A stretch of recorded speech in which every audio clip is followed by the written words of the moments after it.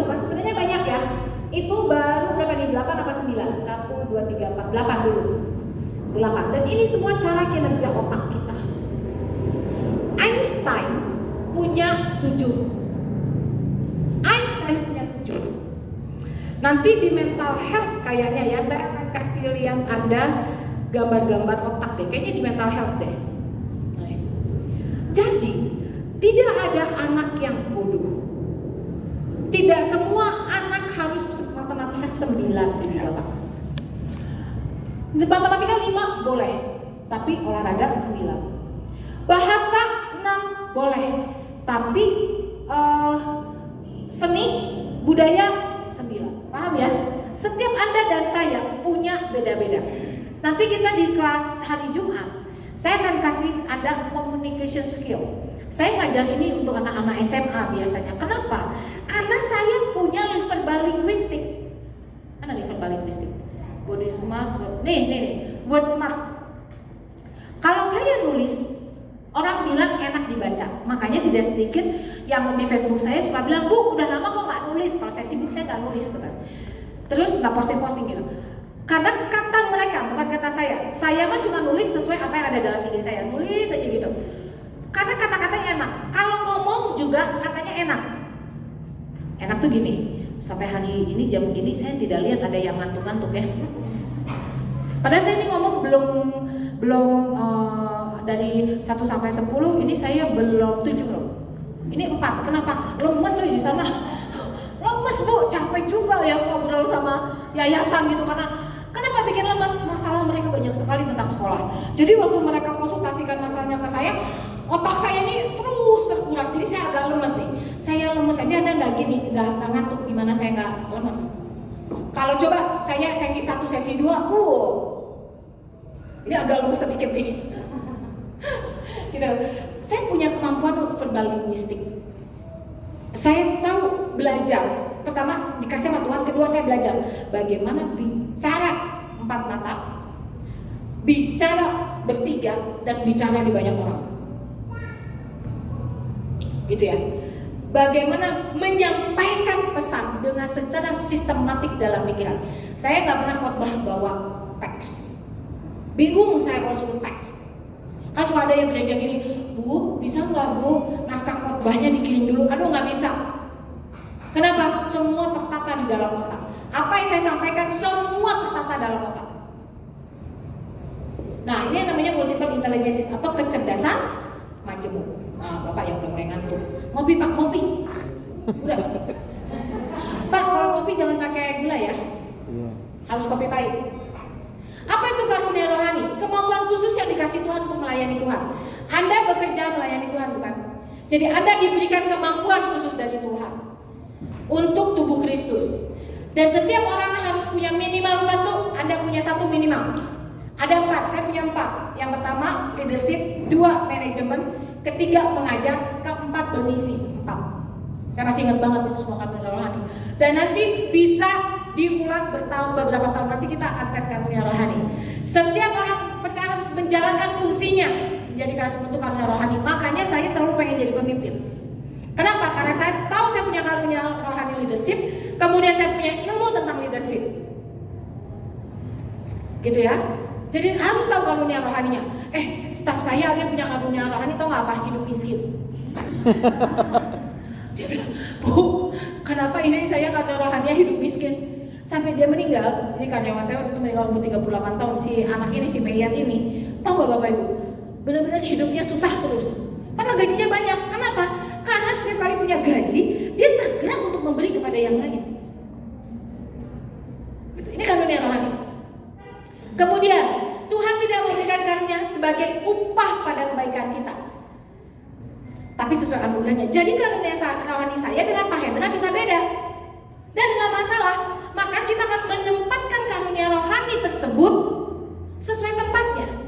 Kalau Anda pada akhirnya tidak punya karunia rohani mengajar nanti, bukan berarti Anda tidak bisa mengajar, bukan? Tapi Anda harus tahu bahwa selain mengajar ada karunia rohani lain yang Anda perlu kembangkan. Mungkin di gereja, mungkin di rumah, mungkin di tempat lain. Saya karunia mengajar saya kan nomor 3. Nomor 1 leadership, kedua mengorganisasi, manajemen. Maka ketika saya tahu karunia rohani saya itu 2, maka saya belajar manajemen mati-matian, saya belajar kepemimpinan mati-matian, paham ya?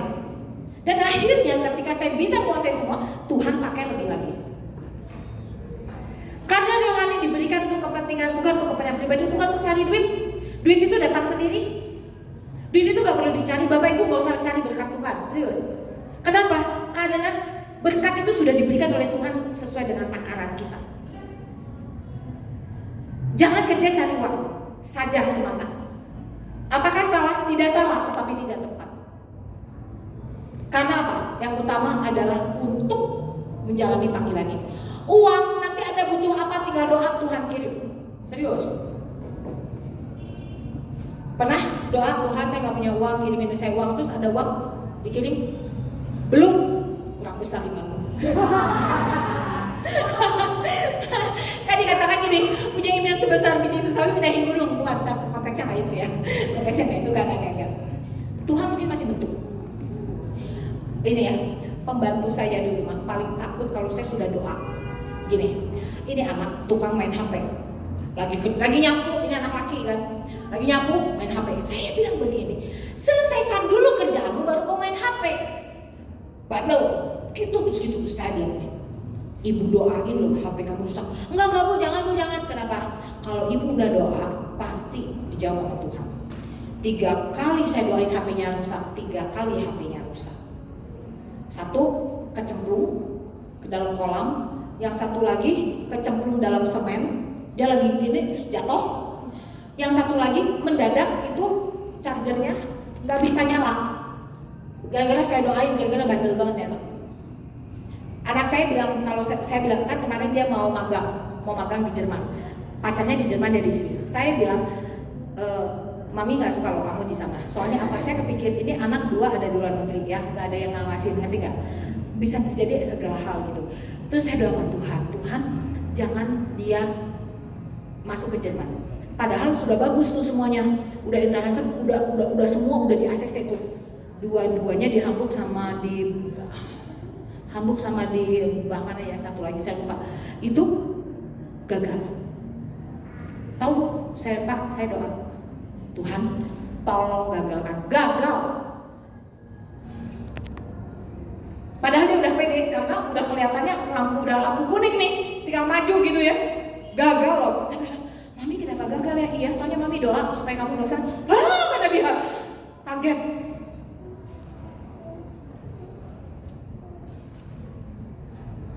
Bukan untuk kepentingan saya.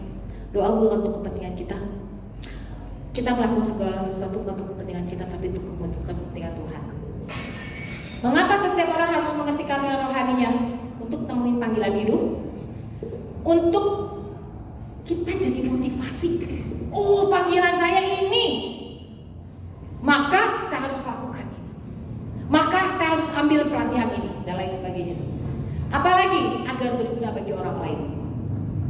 Bapak Ibu, hal yang paling menyedihkan dalam dunia adalah ketika kita tidak berdampak buat orang. Maka kalau ketika Anda mendidik, Anda tidak mengubah, maka yang terjadi adalah Anda tidak berdampak. Dan yang terakhir, jadi produktif. Luar biasa. Yuk kita cepat saja. Multiple intelligence, tahu ini otak kita? Ya, ini otak kita. Sebentar. Ini ngeliatnya gimana nih? Ini otak kanan, itu otak kiri. Oke? Ini otak kanan, ini otak kiri. Harus lihatnya dari saya hadap sana. Oke? Nih, tentang ilmu sosial lah, saya bisa bilang gitu ya. Ini sebelah kiri, sebelah kanan tentang teknologi, impact matematika apa ini, gitu ya. Jadi kalau ada Anda yang nilai matematikanya bagus, berarti ini yang bagus.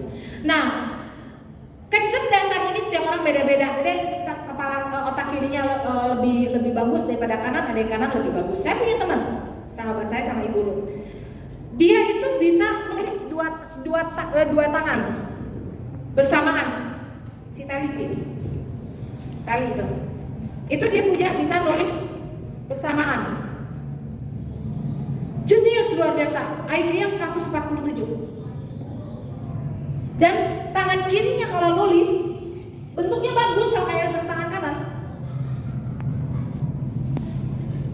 dia punya kemampuan MI-nya banyak. Ini banyak.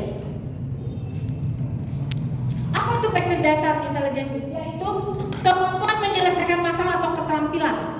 Yang punya MI matematika artinya semua masalah-masalah matematika dia bisa kerjakan. Nanti kalau MI-nya interpersonal, maka dia semua masalah-masalah interpersonal dia bisa selesaikan. Jadi sebenarnya kecerdasan itu adalah untuk menyelesaikan masalah. Yuk, apa aja? Ada 1, 2, 3, 4, 5, 6, 7, 8 ya. 1, 2, 3, 4, 5, 6, 7, 8. Oke. Yang pertama adalah spasial, yaitu kemampuan lihat ruang bentuk. Saya kalau misalnya ngelihat satu tanah lapang, saya langsung kepikir ini begini, ini dibuat begini. Kami kan mau, suami saya mau membangun satu rumah kami di daerah Bintaro, itu lapangan bentuknya itu persegi panjang. Waktu saya lihat, saya langsung pikir di sini dibikin pagar, ini maksudnya ini. Punya visual spasial. Percaya atau tidak? Tadinya saya nggak punya. Saya jelek banget visual spasialnya. Ruang bangun bentuk.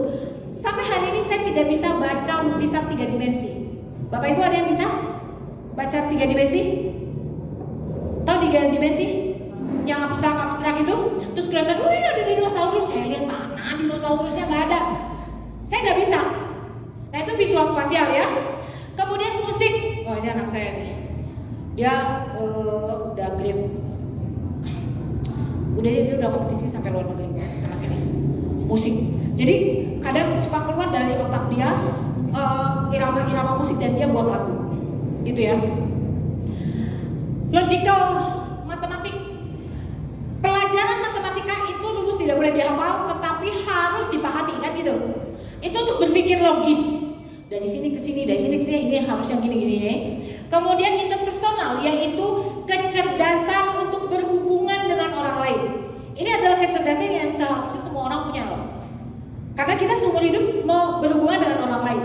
Kemudian body kinestetik, yaitu tubuh, penggunaan tubuh. Maka seorang penari, seorang atlet itu harus punya body kinestetik. Gini, saya Bapak Ibu adalah mantan atlet karate ya. Mantan atlet karate sama renang, tapi yang paling berprestasi saya di karate. Tetapi karate saya gak terlalu bagus. Setelah saya pelajari, ternyata saya bukan orang body kinestetik. Pertanyaannya, kenapa bisa jadi atlet? Karena dilatih dari kecil, dapat guru bagus, jadi dilatih. Tetapi ketika ada orang yang memang diberikan oleh Tuhan body kinestetik, disuruh lawan sama saya pasti kalah. Istilahnya, orang misalnya yang dapat dari Tuhan body kinestetik sama saya yang bukan, saya untuk bisa satu gerakan karate itu butuh waktu 1 bulan, dia 1 hari selesai. Paham ya? Bukan berarti saya nggak bisa. Apakah saya bisa main musik? Nggak bisa. Saya pernah les piano setengah mati. Saya nggak punya di musikal, gitu kan? Tapi saya punya di tempat-tempat yang lain.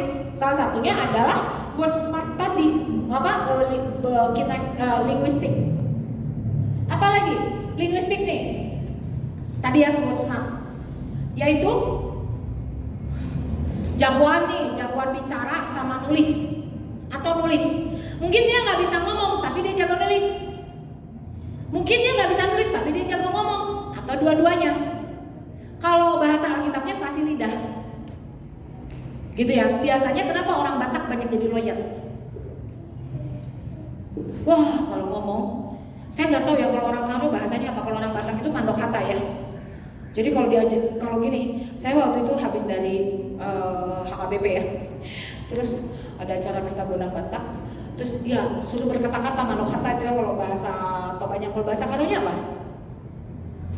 Berkata-kata, kasih nasihat, kasih pesan, kasih apa lagi? Pedah.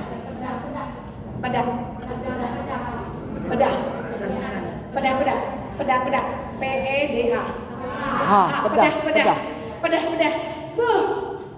Kalau orang Sumatera Utara jago. Kayaknya kalau gua nggak ngomong nggak hidup gitu ya. Nah, itu linguistik. Intrapersonal adalah kemampuan untuk melihat ke dalam diri. Saya gini enggak, saya gitu enggak. Anak saya kuat banget intrapersonalnya. Jadi akhirnya overthinking. Ada yang umur 20-an, di bawah 30 mana? Di bawah umur 30? Kamu di bawah 30? Aku pikir udah 50. kidding, say. Just kidding. Nah, ini anak-anak di bawah 30 sekarang ngerti yang namanya overthinking ya. Jadi anak saya overthinking. Semua dipikirin, aku salah ya begini, aku begini nggak, aku begitu, kamu juga begitu. Kenapa sih Gen Z ini semuanya overthinking? Beda sama angkatan kita Pak Bu. Angkatan kita mau cuek aja ya. Mau gua gimana ya, mau gimana ya. Anak Gen Z di bawah 30 tahun, overthinkingnya minta ampun. Intrapersonalnya kebanyakan. Udah gitu salah lagi, gitu kan. Sama kayak anak saya. Ini saya udah dari tadi malam dia WA sama saya belum saya balas. Dia udah tahu saya lagi sibuk. Intrapersonal, melihat ke dalam diri, melihat ke dalam batin, dan yang terakhir adalah naturalis. Naturalis itu adalah kecintaan kepada alam. Contoh, saya itu di Instagram suka nonton panda itu loh, yang Korea sama Cina. Nah, itu ada kakek kan, kakek yang merawat panda. Main sama panda, ngurusin panda, dan dia happy banget gitu. Saya sampai mikir ya, aduh saya pengen jadi perawat panda gitu, menyenangkan sekali. Mereka nggak bisa menjadi perawat panda kalau mereka tidak punya naturalis. Seorang petani tidak bisa menjadi seorang petani yang berhasil ketika menanam dan lain sebagainya kalau dia nggak punya naturalis. Bapak Ibu, saya setiap tanam pohon, tanam bunga mati. Masalahnya di mana itu Pak Hendra? Katanya harus begono begini, tanahnya harus diganti, kasih pupuk. Udah semua SOP diikuti, tetap aja mati. Kenapa? Panas katanya. Tangannya panas, betul katanya tangannya panas ya. Jadi yang dingin gimana? Oke, pertanyaan saya, adakah di antara Anda yang sudah tahu apa karunia rohani itu apa? Angkat tangan. Atau multiple intelligence itu apa? Kecerdasan itu sebenarnya gimana? Supaya nanti kau lihat-lihat, oh pantesan rapor matematikaku merah terus waktu sekolah. Dan supaya kau juga melihat anak-anakmu punya MI masing-masing kan? Yuk kita tes ya sebentar ya.